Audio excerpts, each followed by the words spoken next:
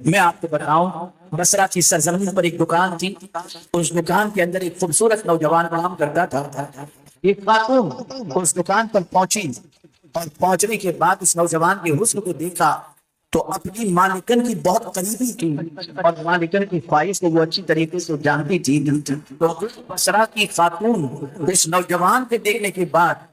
جستا اس نوجوان سے کہتی ہے کہ تم اتنے کپڑے مجھے دکھائے، تھوڑے سے کپڑے لے کر میرے گھر چلو اور میری مالکن کو دکھا دو، ہو سکتا ہے میری مالکن کوئی کپڑا پسند کر لے اور تمہاری تجارت ہو جائے، تمہارا مال بک جائے۔ نوجوان سیدھا سادہ تھا لیکن اس کی خوبصورتی کے تذکرے شہر میں تھے،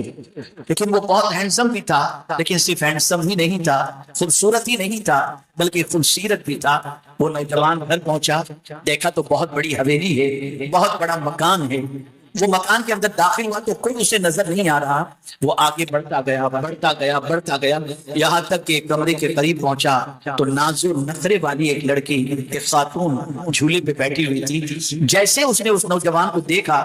وہاں سے وہ اتری اور اتر کر اس نوجوان کو گلے لگا لیا۔ نوجوان جھجکا، وہ دامن عصمت کو تار ہوتے ہوئے نہیں دیکھ سکتا تھا، وہ ڈرا۔ عورت کہتی ہے ڈرو نہیں، یہاں کوئی تمہیں دیکھنے والا نہیں، ہم ہیں اور تم ہو، کوئی یہاں تمہیں اور مجھے دیکھنے والا نہیں ہے۔ نوجوان سمجھ گیا عورت کی نیت اچھی نہیں ہے، اس نے کہا سنو مجھے قضائے حاجت کے لیے جانا ہے، مجھے یہ بتاؤ کہ بیت الخلاء کہاں ہے۔ اس نے بیت الخلاء کی طرف اشارہ کیا، چونکہ دروازہ بند کر دیا گیا تھا اب وہ نہ باہر جا سکتا ہے اور نہ کوئی باہر سے اندر آ سکتا ہے۔ بیت الخلاء اندر تھا، وہ ٹوائلٹ میں پہنچا اور جا کر جیسے ہی استنجے سے فارغ ہوا اس نے ساری گندگی اپنے بدن پر لگا لی، اور بدن پر گندگی لگا کر اور نوجوان جب اس عورت کے سامنے آیا تو عورت نے دیکھتے ہی چھین اسے محسوس ہوئی اور برجستہ اس عورت نے زوردار آواز لگائی، دروازہ کھولا اور لوگوں سے کہا اس مجنوں کو، پاگل کو، بے وقوف کو لے کر کدھر سے بھاگو، اس میں سے تو گھین آ رہی ہے کہ پاگل لگ رہا ہے یہ۔ اسے فوراً وہاں سے روانہ کر دیا گیا۔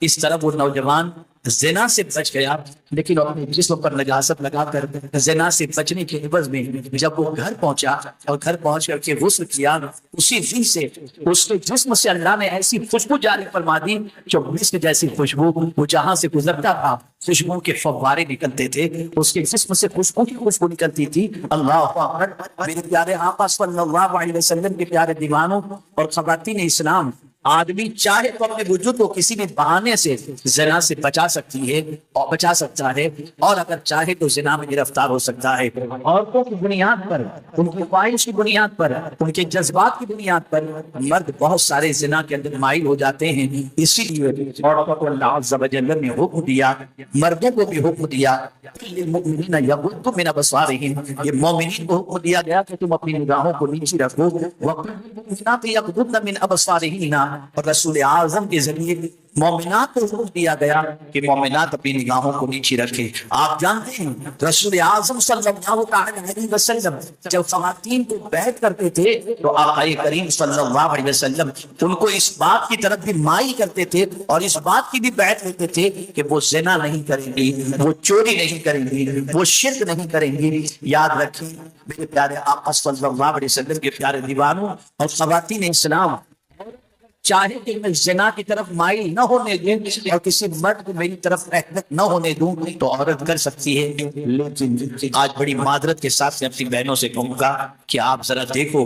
راہ نکلتے وقت آپ کی چال دیکھو، آپ کے لب و لہجے کو دیکھو، آپ کے الفاظ کو دیکھو، آپ کے لباس کو دیکھو، آپ کا انداز زندگی دیکھو، آپ شادی کی تقاریب میں جس طرح سے بن سنور کر تصویر کشی کرواتی ہو، جس طرح سے جاتی ہو، ذرا دیکھو کیا آج ایسی پاک نگاہ والے لوگ موجود ہیں جو اس طرح سے کھلے عام ہونے والی عورتوں کے سامنے اپنی نگاہوں کو نیچی رکھتے؟ نہیں۔ یاد رکھیں اس عورت پر فرشتے لعنت بھیجتے ہیں جو عورت اس لیے بن سنور کر کے نکلتی ہے کہ اس طرف نوجوان مائل ہو، مرد مائل ہو، ایسی عورت کی دعائیں بھی اللہ قبول نہیں فرماتا۔ خواتین اسلام، ضرورت اس امر کی ہے کہ زنا جیسی بدترین چیز سے روکنے کی کوشش کی جائے اور روکنے کی کوشش کی جائے۔ اللہ اکبر! آپ جانتے ہو کہ زنا